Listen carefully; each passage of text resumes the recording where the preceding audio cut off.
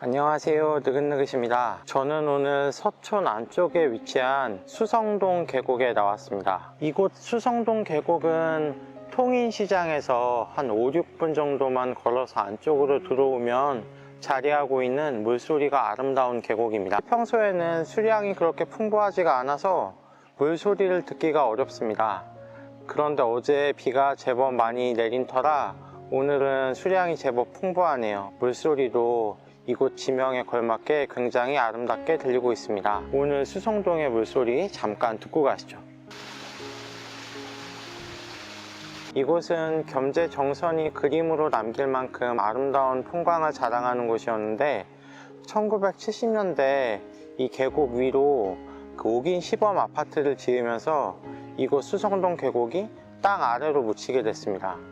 2000년대 접어들어서 5긴 시범 아파트를 철거하자 영원히 사라져버린 줄 알았던 수성동 계곡의 지형이 원래 그대로 살아있고 겸재정선이 수성동 그림에 표현했던 것처럼 기린교까지 그대로 남아있어서 사람들의 감탄을 자아냈는데요. 겸재정선의 그림을 통해서만 볼 수 있었던 아름다운 수성동의 모습을 이제는 실제로 눈으로 확인할 수가 있게 됐습니다. 이곳 수성동 계곡은 서촌이 관광 명소로 떠오름에 따라서 사람들에게 널리 알려진 또 사랑받는 공간이 됐는데요. 구태여 제가 설명을 덧붙일 건 없을 것 같고 제가 오늘 이곳에 나온 이유는 이야기 한 가지를 좀 해보고 싶어서 나왔습니다. 우리가 흔히 그 음식 재료에 대해서 제철이 있다고 하잖아요. 그 식재료가 갖고 있는 본연의 맛이나 냄새나 이런 것들이 가장 잘 나타나는 시기를 들어가지고 제철이다 라고 이야기를 하는데 사실 이 장소에도 제철이 있는 게 아닌가 하는 생각을 하거든요. 물론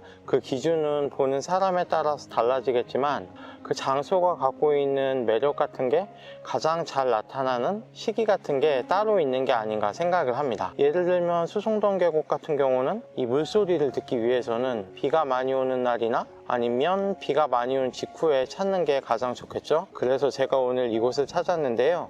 아마 날씨가 좋아서 수량이 풍부하지 않은 날에 이곳을 찾게 되면 이곳 지명에 남아있는 수성이라는 걸 확인하기가 쉽지 않을 것 같습니다. 여기저기를 돌아다녀 보면서 느낀 건데 같은 공간이라고 해도 아침, 점심, 저녁, 밤 이렇게 시간대별로 그 공간이 주는 분위기라든지 매력 같은 게 다르고 계절에 따라서도 변화가 굉장히 심하고요. 해가 뜬 날이라든지 구름 낀 날, 비가 내리는 날, 눈이 오는 날, 안개 낀 날, 날씨에 따라서도 당연히 그 공간이 주는 분위기, 느낌이 틀릴 텐데요. 그리고 심지어 같은 공간을 왼쪽으로 걸어가면서 보느냐 아니면 오른쪽으로 걸어가면서 보느냐에 따라서도 이 각도에 따라서도 보이는 게 또 달라지더라고요. 그러니까 같은 공간이라고 해도 시간, 계절, 날씨, 보는 각도 이런 수많은 변수에 따라서 우리에게 다른 느낌을 전해주는 걸 확인할 수가 있습니다. 제가 서울 곳곳을 이렇게 돌아다니는 이유도 어떻게 보면